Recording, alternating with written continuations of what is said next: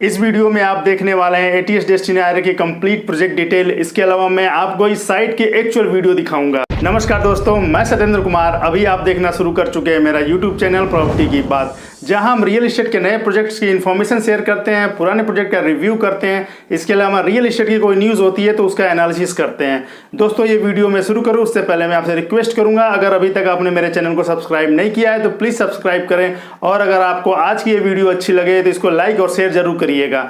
दोस्तों, आज आपके लिए जो मैं प्रोजेक्ट लेके आया हूँ एटीएस ग्रुप का प्रोजेक्ट है एटीएस डेस्टिनी हायर, जो कि ग्रेटर नोएडा वेस्ट के सेक्टर 1 में है। इस प्रोजेक्ट के बारे में कंप्लीट इन्फॉर्मेशन के लिए आप इस वीडियो को लास्ट तक देखिएगा। और अगर आप इस प्रोजेक्ट के बारे में स्पेसिफिक इन्फॉर्मेशन चाहते हैं, जैसे बिल्डर की प्रोफाइल जानना चाहते हैं, प्रोजेक्ट की डिटेल जानना चाहते हैं, या फिर आप प्राइस के बारे में जानना चाहते हैं, तो आप इस वीडियो के डिस्क्रिप्शन में जाइएगा। ये वीडियो मैंने सेक्शन वाइज बनाया है, आपको जो सेक्शन देखना हो आप उस पर क्लिक करेंगे, वीडियो वहीं से शुरू हो जाएगी।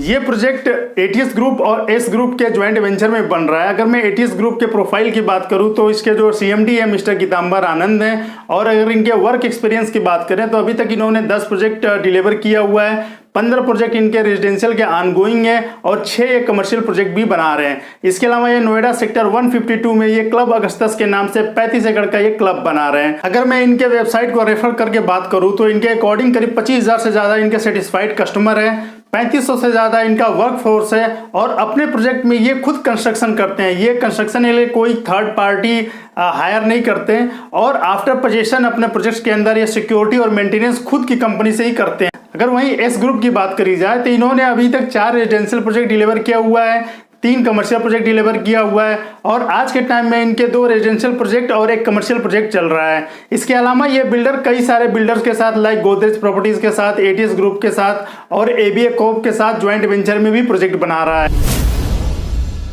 रेरा रजिस्टर्ड प्रोजेक्ट है और रेरा की साइट के अकॉर्डिंग ये जो प्रोजेक्ट स्टार्ट हुआ था वो जून 2019 में स्टार्ट हुआ था, और जो इनको पोजीशन देना है वो नवंबर 2026 तक देना है। लेकिन जो बिल्डर का अपना टारगेट है वो मार्च 2025 का है। अगर मैं वहीं प्रोजेक्ट के प्लॉट साइज की बात करूं तो करीब 8.25 एकड़ का प्रोजेक्ट है, जिसके अंदर 15 टावर बिल्डर बना रहे हैं, और जो टावर की हाइट है वो ग्राउंड के साथ 25 और 26 फ्लोर की है।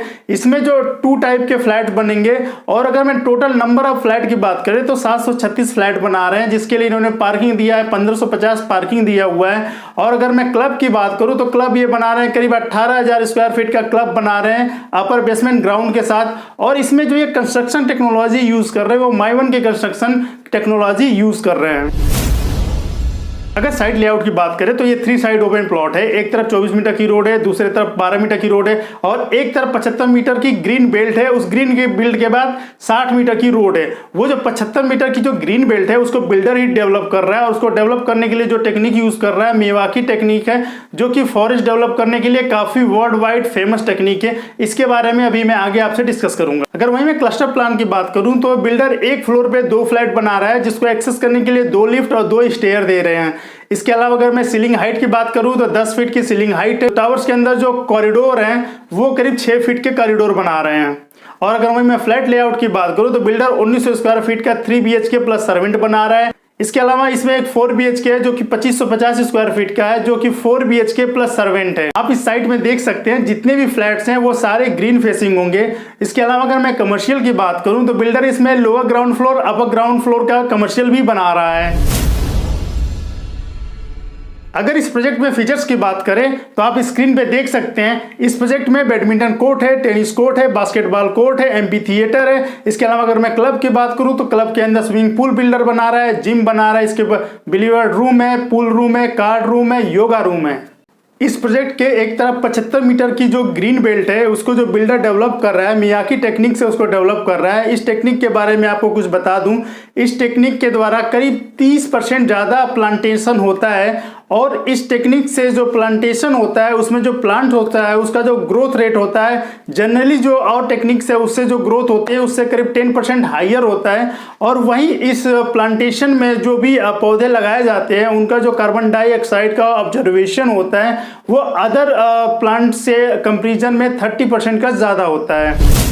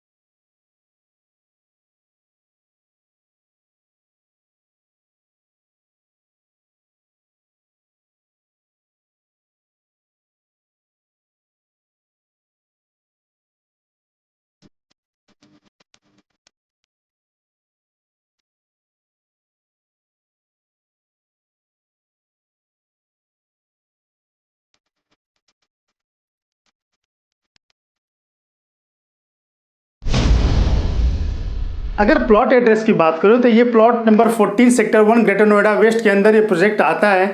और अगर मैं वही बात करूं सेंट्रल नोएडा से, अगर आप इस साइट पे आना चाहते हैं तो आप अगर नोएडा की जो सेंट्रल नोएडा का जो मेट्रो स्टेशन है 76 वहां से चलते हैं तो आपको बिल्कुल स्ट्रेट चलना है। एफएनजी कॉरिडोर पे आएंगे, वहां से जहां नोएडा एक्सटेंशन में एंट्री होती है फर्स्ट राउंड सर्कल से आप राइट हैंड पे करीब 3 किलोमीटर का ड्राइव करेंगे तो लेफ्ट हैंड पे ये प्रोजेक्ट की साइट आपके आ जाएगी। अगर मैं वही बात करूं, अगर आप कालिंदी कुंज से आ रहे हैं तो कालिंदी कुंज से आपको बिल्कुल स्ट्रेट चलना है।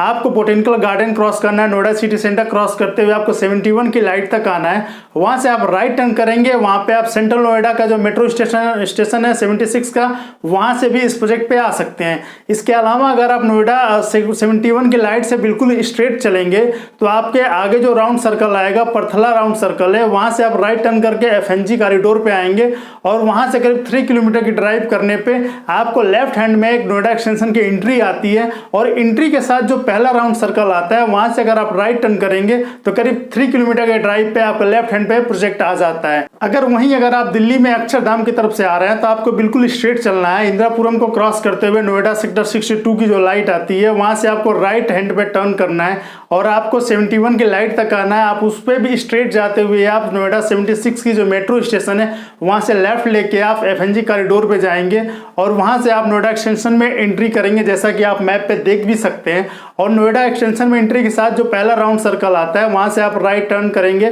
करीब 3 किलोमीटर के ड्राइव पे ये प्रोजेक्ट आ जाता है। अगर मैं प्राइस की बात करूं तो ये प्रोजेक्ट बिल्कुल इनिशियल स्टेज में है, तो आपको इसमें बिल्कुल फ्रेश प्रॉपर्टीज मिल जाती है, बिल्डर के साथ मिल जाती है। और अगर आप आज के टाइम में इस प्रॉपर्टी का रेट जानना चाहते हैं तो आप इसके लिए वीडियो के डिस्क्रिप्शन में जाइएगा, यहाँ पे मैंने एक लिंक दिया हुआ है, आप उसको फिल करके क्वेरी जनरेट कर सकते हैं, आपको एक कॉल बैक आ जाएगी। या इसके अलावा आप स्क्रीन पे डिस्प्ले हो रहे नंबर पे कॉल भी कर सकते हैं। अगर आप प्रॉपर्टी सर्च कर रहे हैं तो आप ATS डेस्टिनायर में प्रॉपर्टी क्यों लें, मैं आपको कुछ पॉइंट्स बता देता हूं। पहला तो इसमें जो आता है ATS की ब्रांड वैल्यू, इसका नाम ही काफ़ी है रियल एस्टेट में इसकी प्रॉपर्टी खरीदने के लिए। इस बिल्डर के साथ USP ये है कि जनरली मैं आपको एक अपना पर्सनल एक्सपीरियंस शेयर कर देता हूँ। आप कोई भी प्रॉपर्टी अगर आप मार्केट में सेल करने जाएंगे या आप बाय करने जाएंगे तो जो उसकी रीसेल की वैल्यू होती है, नॉर्मली जो अगर उस टाइम में बिल्डर का कुछ यूनिट्स बचा हुआ है और वो जो सेल कर रहा होता है तो उसके रेट से रीसेल का जो रेट होता है 400-500 रुपये पर स्क्वायर फीट कम होता है। बट ATS के प्रोजेक्ट के साथ ये चीज़ अलग है, वहाँ पे जो रेट होता है रीसेल का रेट हमेशा बिल्डर के प्राइस से अच्छा होता है। इसका मतलब कि आपको ATS में जो इन्वेस्टमेंट होती है अच्छा रिटर्न देती है। इसके अलावा बिल्डर की जो आफ्टर सेल सर्विस है वो भी इसके ब्रांड को काफ़ी अच्छा बनाती है। जैसे अगर मैं इसकी बात करूं तो ये आफ्टर सेल में जो सर्विसेज देते हैं, लाइक ये जो मेंटेनेंस देखते हैं, इनका खुद इन हाउस मेंटेनेंस देखते हैं। इसके अलावा जो सिक्योरिटी स्टाफ होता है इनका इन हाउस का होता है, तो इस चीज़ को भी आप कंसिडर कर सकते हैं। इसके अलावा अगर मैं इस प्रोजेक्ट की लोकेशन की बात करूँ तो नोएडा से बिल्कुल क्लोज का प्रोजेक्ट आता है और चूंकि ये प्रोजेक्ट नोएडा एक्सटेंशन में है तो इसका रेट आज के टाइम में थोड़ा सा कम है। बट इस नोएडा के जिन सेक्टरों से लगता है वहां पे जो रेट आज के टाइम में वो करीब 7,000 रुपये पर स्क्वायर फीट तक का भी रेट है। तो फ्यूचर में जब ये प्रॉपर्टी डेवलप होकर आएगी तो नोएडा से क्लोज होने के कारण इसके जो रेट के अप्रिसिएशन के चांसेस बहुत ज़्यादा हैं। इसके अलावा ये जो मल्टीपर्पज स्पोर्ट ग्राउंड बनाने वाले हैं वो बच्चों के लिए काफ़ी अट्रैक्टिव होने वाला है। अगर मैं मेट्रो की बात करूँ तो आज के टाइम में जो ऑपरेशनल मेट्रो है नोएडा 76 की मेट्रो, जो कि इस प्रोजेक्ट से करीब 8 किलोमीटर के डिस्टेंस पे, और फ्यूचर में जो मेट्रो आने वाली है वो किसान चौक सेक्टर 4 ग्रेटर नोएडा वेस्ट में आने वाली है। उसका डिस्टेंस जो होगा करीब 6 किलोमीटर का डिस्टेंस होगा। और इस प्रोजेक्ट की एक जो USP मैंने पहले भी बताई थी क्लस्टर प्लान में कि इस प्रोजेक्ट में बिल्डर एक फ्लोर पे सिर्फ 2 फ्लैट बना रहा है। ऐसे कंसेप्ट पे बहुत ही कम सोसाइटी नोएडा में बनी हुई है। वहीं ये प्रोजेक्ट ग्रेटर नोएडा वेस्ट के सेक्टर 1 में आता है जो कि लो डेंस सेक्टर है और इस प्रोजेक्ट के जस्ट अपोजिट ही गौर मेलवरी मेंशन के 40 करोड़ के विलास भी बने हुए हैं। अगर मैं वहीं आज के टाइम में बात करूं तो इस प्रोजेक्ट के नजदीक जो स्कूल्स हैं वो आपका DPS वर्ल्ड है, रेयान इंटरनेशनल है, लोटस वैली है, एस्टर पब्लिक स्कूल है। और अगर मैं वहीं हॉस्पिटल की बात करूं तो यथार्थ हॉस्पिटल इस प्रोजेक्ट से मात्र 4 किलोमीटर के डिस्टेंस पे आता है। और अगर मैं कमर्शियल की बात करूं तो कमर्शियल आज के टाइम में जो रनिंग मॉल है गौर सिटी का मॉल है करीब 6 किलोमीटर के डिस्टेंस पे आता है। और फ्यूचर में जो मॉल अभी बन रहे हैं वो स्पोर्ट सिटी के अंदर बन रहा है, वो करीब इस प्रोजेक्ट से 3 किलोमीटर के डिस्टेंस पे होगा। और वहीं भूटानी ग्रुप का जो मॉल ग्रैंडथम बन रहा है वो इस प्रोजेक्ट से करीब 5 किलोमीटर के डिस्टेंस पे होगा। ये थी ATS डेस्टिनायर की कंप्लीट इन्फॉर्मेशन। इसके अलावा अगर आपकी कोई क्वेरी हो तो आप कमेंट सेक्शन में लिख के जरूर बताइएगा। और इसके अलावा दोस्तों अगर आपको मेरी आज की ये वीडियो अच्छी लगी तो आप इसको लाइक शेयर करिएगा। और अगर अभी तक आपने मेरे चैनल को सब्सक्राइब नहीं किया है तो प्लीज सब्सक्राइब करें। Thank you.